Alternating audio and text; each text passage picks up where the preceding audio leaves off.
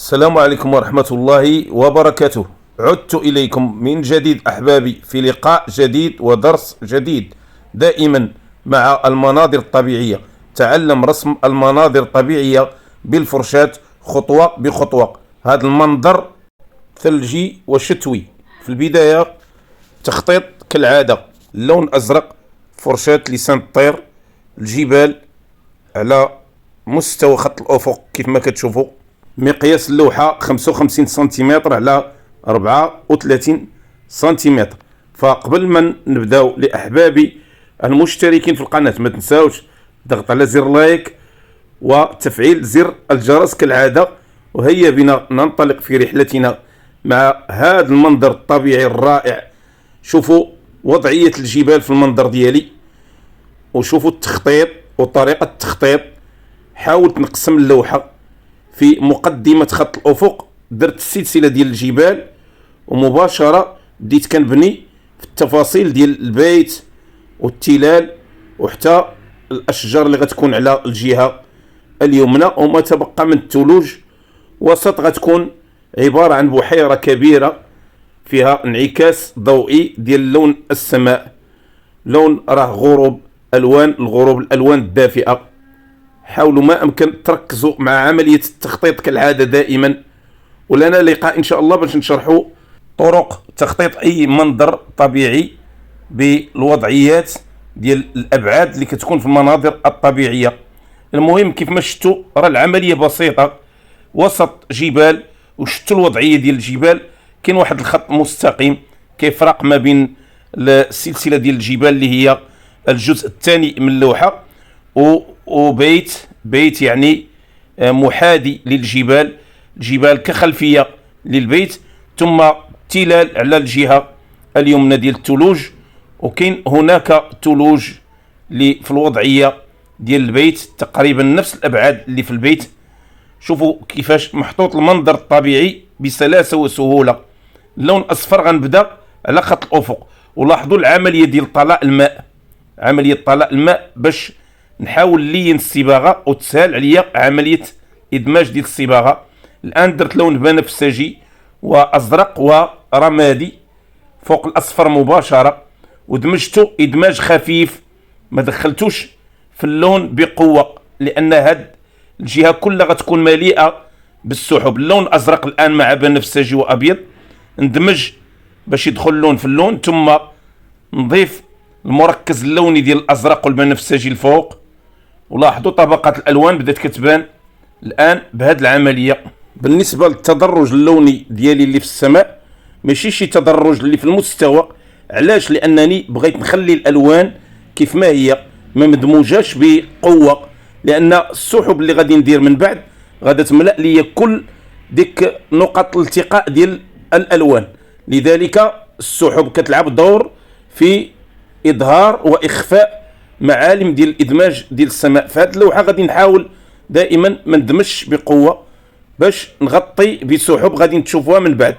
شوفوا اللون وشوفوا درجه اللون اللي في السماء والتدرج اللوني. الان غنضيف على نفس الطبقه اللي هي الازرق والبنفسجي والابيض اللون الاسود، وغنبدا ندير في السحب من الفوق. نبدا بها باش نحاول نعطي عمق لالوان السماء وتبان ظلال الفوق عاطيه وراخيه بالظلال ديالها على باقي المنظر، وهي اللي غتعطي لي الانعكاس الاخير للالوان اللي كاينين في المنظر.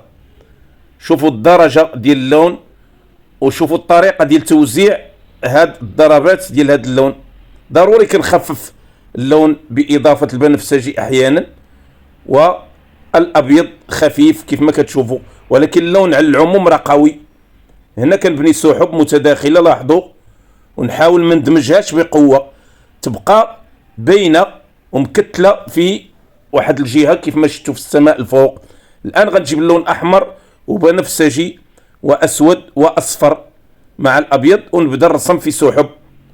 شوفوا كيفاش غادي نبدا نكون في السحب ونعطيها واحد الشكل متوازي على الجهه اليسرى واليمنى. ودرجه اللون، لاحظوا درجه اللون، وانتبهوا لحركه الفرشاه والطريقه ديال التوزيع، وشوفوا النوع ديال الفرشاه. ممكن نخدم هذه العمليه بفرشاة الانجولو، ولكن هذه الفرشاة كتخول ليا باش ننتقل ما بين الضربات بطريقة سلسة. راه فرشاة عميقة وعندها رأس، يعني كيعطيني كاع الزوايا الضيقة. لاحظوا، نحاول دائما نغني هذه المساحة ديال الجهة اليمنى بهذا السحب، ومن بعد غادي نرجع باش ندير تدرج لوني ونعطي اللون ديال السحب اللون الدافئ اللي غيكون طاغي على اللوحة. شوفوا السحب الطويلة كيفاش درت ليها. غادي ندمج من بعد ان شاء الله. العملية اختصرتها باش تعرفوا الطريقة باش خدمت، الطريقة ديال توزيع السحب. على الجهة اليمنى ضفت الأسود بقوة مع البنفسجي، وبقيت على نفس الدرجة ديال اللون لتحت على مستوى الجبال. الآن غادي ندمج، نحاول ندير واحد الإدماج خفيف للسحب باش ترخيب الظلال ديالها في السماء وتبان متداخلة.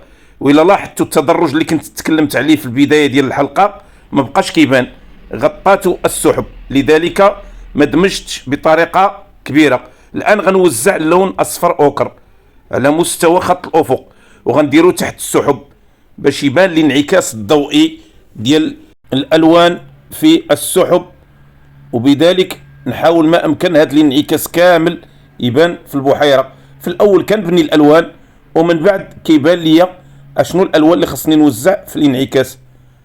الأصفر أوكر تحت اللون البني كيف ما شفتوا، ونحاول دائما ندخل اللون الأصفر مع اللون البني باش يبان الانعكاس وتبان الألوان متداخلة، والألوان يعني تأكل بعضها البعض باش تبان في كوكتيل منسجم ومتناغم. الآن غادي نخفف اللون الأصفر بإضافة الأبيض ونعطي سحب أخرى وسط السماء. غنبدا جاي بها من الوسط نحو السلسلة اللي كاينة على الجهة اليمنى، ونبدا نوزعها الفوق في جهة الانعكاس الضوئي، ثم كذلك في خط الأفق. ولكن غادي نبدل اللون، لون أوكر أصفر مع بنفسجي. لاحظوا درجة اللون كناخدو تقريبا من اللون البني اللي كاين في ألوان السحب، درجته بخفة مع الحفاظ على الألوان المظللة اللي كاينة على الجهة اليمنى. نبدا نعطي الإضاءة مرة أخرى في السحب البنية كيف ما كتشوفوا، كنضيف لها اللون الأبيض والبنفسجي والأصفر. لاحظوا توزيع ديال السحب والإضاءة في السحب رائعة كيف ما شفتوا، وممكن نكتفي بهذا القدر، ولكن نحاول نغمق ونعطي عمق لألوان السحب بإضافة اللون البني الفوق. لاحظوا كنضيف اللون البني، هذا اللون درت فيه البنفسجي والأسود والأحمر، وهذه الإضافة غادي تعطي دفعة أخرى للمنظر خصوصا في ألوان السماء وألوان السحب. غنزيد نعطي عمق لألوان السحب بإضافة الأسود والبنفسجي والأحمر. السحب كلها غادي نضيف لها لمسة ونفحة من هذا اللون وندمج. لاحظوا العملية ديال الإدماج، يعني كنسيح اللون ونعطيه واحد المساحة باش يبان عميق ومتداخل مع الألوان اللي في الخلفية. ولاحظوا هاد الدرجة ديال هاد اللون والعمق ديالها في السماء كيفاش عطات. ثم نضيف اللون البرتقالي الآن بنكهة البنفسجي، نحاول نعطيه إضافة كذلك خفيفة فقط باش ننتقل للمرحلة الثانية من المنظر الطبيعي اللي هي الجبال. لاحظوا اللون البرتقالي فيه نكهة البنفسجي والأبيض، كندير فيه الأصفر والأحمر والبنفسجي والأبيض باش يعطيني هذه الدرجة. التوزيع ديالو غيعطي دفعة أخرى ونظرة أخرى لألوان الغروب وألوان السحب الفوق. تقريبا هذه هي المرحلة الأخيرة في التوزيع ديال السحب. نبدأ الآن في رسم الجبال، لون أسود وبنفسجي وأحمر. بطبيعة الحال دائما التركيبة اللي فيها اللون الأسود كيكون اللون الأسود هو اللي طاغي على التركيبة، لذلك الألوان اللي كنضيفها ليه كنحاول دائما نوحي بها للألوان الأخرى اللي هي اللي بديت بها بحال ألوان السحب. لذلك ضروري غننطلق دائما من الألوان الأولى اللي بديت بها، وحنا اتفقنا على أن المنظر الطبيعي خاصو يكون عائلة ديال الألوان. لاحظوا عملية التلوين والطلاء الفوق، دائما كندير الطبقة الأولى ديال اللون اللي فيه كيف ما قلت ثلاثة الألوان، الأسود والبنفسجي والأحمر، ثم لتحت مباشرة لأن انعكاس هناك غيكون غنضيف اللون بنفسجي وأزرق بقوة، نخفف من الحدة ديال اللون الأسود. لاحظوا الدرجة كنغيرها مجرد ما نهود لتحت لسفح الجبل، لأن كيف ما قلت الانعكاس ديال ألوان الثلوج لتحت غتعطي وترخيب الظلال ديالها على ديك المنطقة اللي كاينه في سفح الجبل. لذلك ضروري نبني ألوان الظل بهذا الشكل. الجهة اليسرى كذلك نفس التركيبة ديال اللون اللي درت لتحت، مع إضافة للأسود خفيف باش دائما نبين الانعكاس ديال الثلوج في ألوان الظل. توزيع بسهولة، فرشة الأنجولو دقيقة. الآن غنبدا نوزع في الثلوج اللون الأزرق والبنفسجي والأبيض. لاحظوا درجة اللون على الجهة اليمنى، التمس ديما الإضاءة اللي غيكونوا فيها الثلوج وغتبان فيها الثلوج بفرشاة أنجولو مسننة مثلثة لها شكل مائل، كتعطيها الضربات بروعة كيف ما كتشوفوا.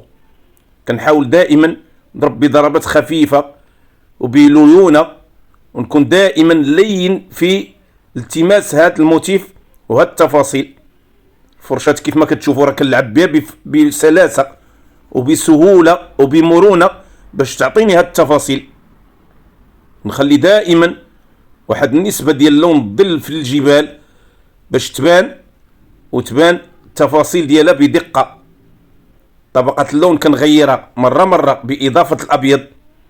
التركيبة هي يعني الأزرق والبنفسجي والأبيض، ولكن أحيانا إلا بغيت نخفف كيف ما كتشوفوا هنا كنضيف اللون الأبيض خفيف مع إضافة للأسود، كيولي رمادي فيه بنفسجي وأزرق ثم أبيض. أحيانا دائما ما نمشيش بالتركيبة ديال اللون على الصعيد كامل، كنبقى نغير اللون أحيانا على حسب الإضاءة والانعكاس الضوئي، نحترمه بالانتقال من مرحلة إلى مرحلة.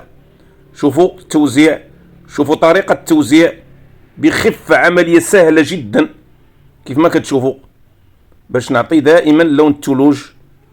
الآن غنوزع اللون الأبيض، نبدأ نوزع فيه بسلاسة بخطوط وخربشات غتعطيني بعض اللمحات الضوئية في الثلوج.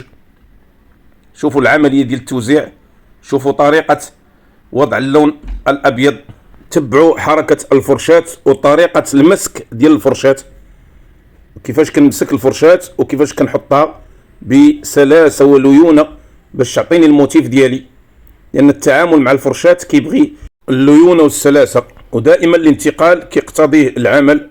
كنحاول نمشي للجهة اليسرى باش ندير إضاءة باللون الأبيض، نوع من الألوان ديال الثلوج تبان انعكاسات ضوئية. الانتقال ضروري خاصو يكون ذكي باش نعرف المواطن اللي فيها الإضاءة والمواطن اللي تحتاج لشيء من يعني الإصلاح.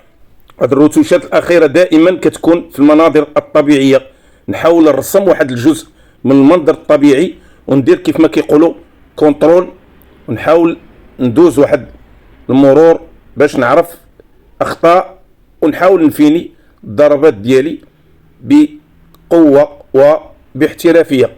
الآن غنجيب اللون الأسود والبنفسجي والأزرق مرة أخرى، غندير فرشاة المروحة باش نرسم أشجار الصنوبر. أشجار الصنوبر غتمشي على مستوى التوازي مع الجبال. شوفوا الجهة اليسرى ومن بعد غادي ننتقل الجهة اليمنى، وشوفوا المستوى اللي غندير فيه الأشجار والمساحة اللي غادي تشد ليا هاد الأشجار. لتحت غنخلي اللون ديال الثلوج، مساحة تبقى فارغة لتحت باش ندير لون الثلوج، ومن بعد نلونها وندير طلاء ديال الثلوج. أنا كنتقل الآن الجهة اليمنى بكل سلاسة، كنمشي مع أشجار الصنوبر بضربات عمودية، خطوط عمودية. فرشاة المروحة الدقيقة في تحديد أشجار الصنوبر كتساعدني بشكل كبير في رسم هذا النوع ديال الأشجار. ولاحظوا الحجم ديال الفرشاة، حجم صغير جدا، لأن كيف ما قلت هذا المنظر راه المقياس ديالو في مساحة صغيرة 55 سنتيمتر على 34، مساحة صغيرة. لذلك الفرش كنستعملها تكون تليق بالمساحة اللي كنخدم فيها. لاحظوا كيفاش كنوزع اللون وكيفاش كنفيني ضربات المساحات الفارغه. غنمشي للجهه اليمنى على اقصى الجبال في حدود هذا البيت، كندير سلسله من الاشجار، غابه كذلك غتكون موازيه للجبال. ولاحظوا هذا اللون كيفاش نساجم مع الوان الجبال، لان نفس الخلفيه ديال الالوان. وكما نقول دائما الالوان خاصها تكون منسجمه ومتناغمه ولها ارتباط وثيق ببعضها البعض. الان غنوزع اللون الازرق والبنفسجي والابيض على هذا المستوى ديال الثلوج اللي غيكون على الجهه اليمنى. شوفوا درجه اللون وشوفوا التوزيع ديال اللون بفرشاه الانجولو. غنحاول ندرج اللون نحو اليسار بتخفيفه باللون الابيض. وهذه كلها الوان فراش والوان ظل نبدا بها باش نستقبل الوان اخرى ديال الضوء. لذلك خصني نختار الالوان بعنايه، مع ان الالوان متشابهه هنا في هذا المنظر الطبيعي، كلها مستمده من الالوان الثلوج، اي الازرق والبنفسجي والابيض. لتحت كذلك على الجهه اليسرى غندير نفس الطبقه ديال اللون باش نبين ثلوج، ثم نعطي ظل انعكاس ديال الظل تحت البيت. وهاد المساحه اللي باقا فارغه كلها بحيره غتكون عباره عن انعكاس ضوئي لالوان السماء في هاد البحيره. نحاول نوزع اللون الاسود ثم اللون الاصفر الان اوكر. ولاحظوا هذا اللون خففته باضافه البنفسجي والابيض، عطى هذه الدرجه ديال اللون، ثم الازرق والبنفسجي مره اخرى مع اضافه للاصفر باش ندرجه ونحاول ندير واحد الادماج خفيف. وغتكون هناك الوان اخرى غتعطي لي انعكاسات الضوئيه كيف ما قلت، يعني البحيره عباره عن انعكاس ضوئي لالوان السحب. لاحظوا كيفاش كنحاول ندمج اللون باضافه شيء من الماء باش تكون الالوان متداخله. نضيف اللون اوكر على الجهه اليسرى كذلك. ولاحظوا اللون كيفاش اعطى واحد لمحه ديال الانعكاس، يعني ما مكتملاش ولكن بدايه لمحه ديال الانعكاس. الجهه اليمنى اللون ازرق بقوه مع البنفسجي، تقريبا نفس الطبقه غنخففها بالابيض وغنديرها في الجهه اللي بقات فارغه. لاحظوا الالوان كيفاش يعني غتنساب هنا في هذه المساحه باش نعطي تماما نفس الانعكاس اللي كاين في السماء. بطبيعه الحال ماشي نفس الطبقه ديال اللون اللي كاينه في لون السماء، ولكن دائما كنحاول نوحي في الانعكاس بالالوان. غنضيف اللون اسود هنا باش نعطي واحد الانعكاس ضوئي او ظل، انعكاس ديال الظل في المياه باللون اسود وبنفسجي. لاحظوا الضربات ديال الفرشاة الانجولو الجميله، لاحظوا كيفاش غتعطيني الانعكاس ديال الظل في البحيره. وشيئا فشيئا كتبنى المنظر الطبيعي للاساس ديالو، وكيظهر الانعكاس الضوئي او الظل عفوا في هذه البحيره. بطبيعه الحال الانعكاس ديال الظل راه ناتج على الانعكاسات الضوئيه، لذلك ضروري حتى هو ياخذ حقه في المنظر الطبيعي وفي البحيره بالضبط. نضيف الان اللون الاسود على الجوانب باش تعطيني مره اخرى انعكاس ضوئي اخر وظل كذلك على الجوانب ديال البحيره. وكتكون الان دابا معالم البحيره شيئا فشيئا. نعطي ظلال في الجوانب ديال البحيره بنفس اللون بنفس طبقه اللون. شوفوا العمليه ديال التوزيع ديال هذا اللون، نحاول نداخل دائما ما بين الالوان وندمج، نعطي مساحات للون البنفسجي والازرق والاسود. لاحظوا الانعكاس الضوئي للون الازرق تحت الجبال اللي على الجهه اليمنى او الجهه اليسرى عفوا، ثم نخفف بالابيض اللون الازرق وندير تحت البيت مباشره اللون ازرق من نوع اخر ومن طبقه اخرى. البني الان مع البرتقالي غنديرو تحت الجبال مباشره باش يحقق لي الانعكاس الضوئي اللي كاين في السماء. وهذا اللون على فكره غادي نحاول نوزعو في السماء، لان ما خدش حقه. الان غادي نوزعوه هنا باش يبين لي الالوان اللي كاينين في السماء، وهو ما كاينش في لون السماء بقوه وبهذه الدرجه، لذلك غادي نوزعو في السماء.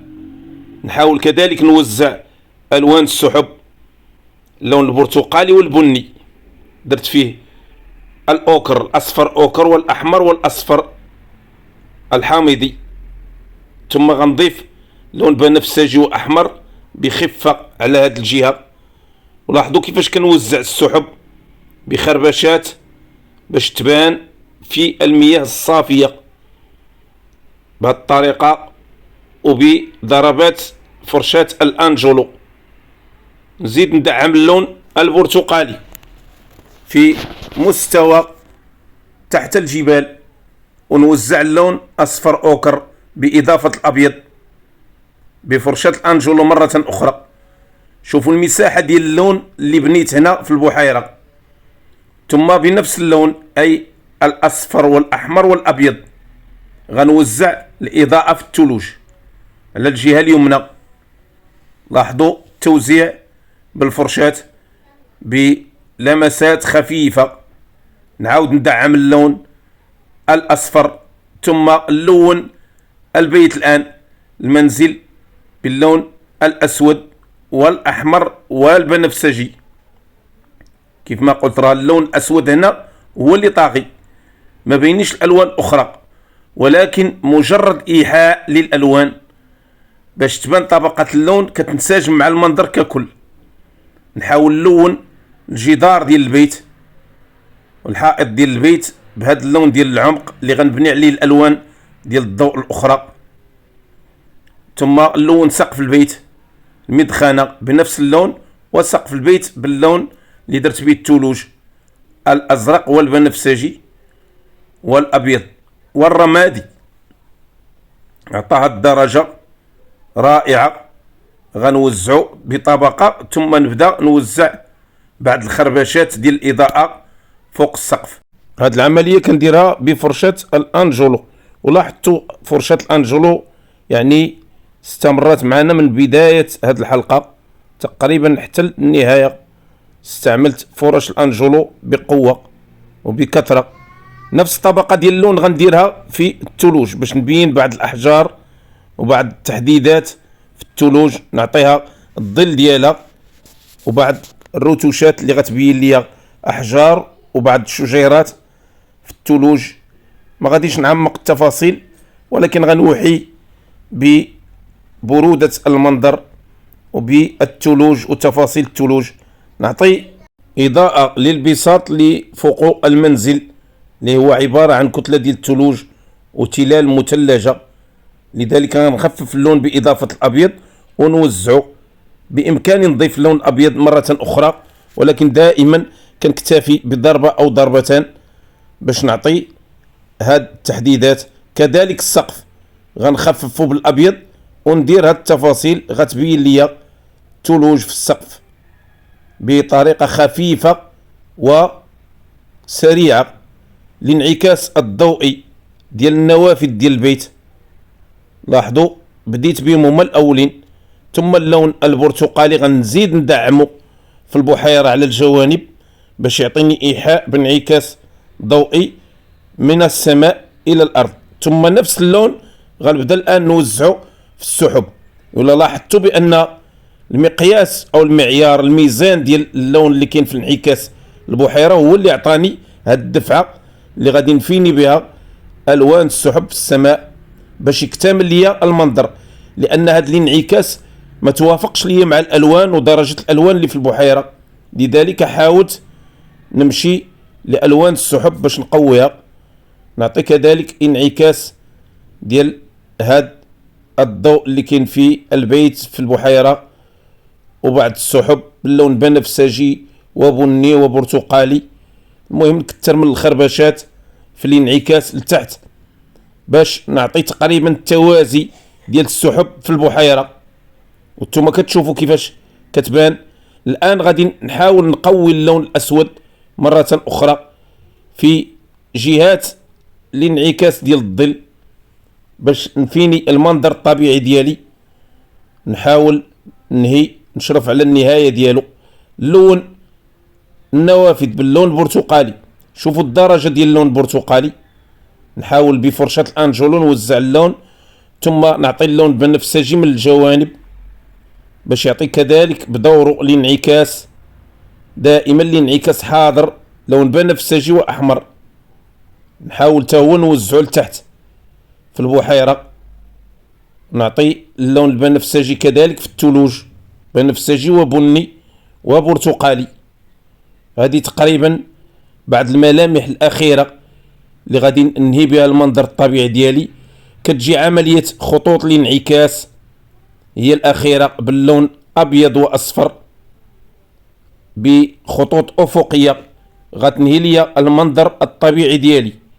بهذه الخطوات الأخيرة كنكون نجزت منظر طبيعي شتوي. كنتمنى من الله تكونوا استفدتوا من هذه الحلقة وخديتوا معلومات جديدة حول المناظر الطبيعية. كنشكركم دائما أحبابي على تواصلكم وتشجيعكم. ما تنساوش الاشتراك في القناة والضغط على زر لايك. استودعكم الله. السلام عليكم ورحمة الله وبركاته.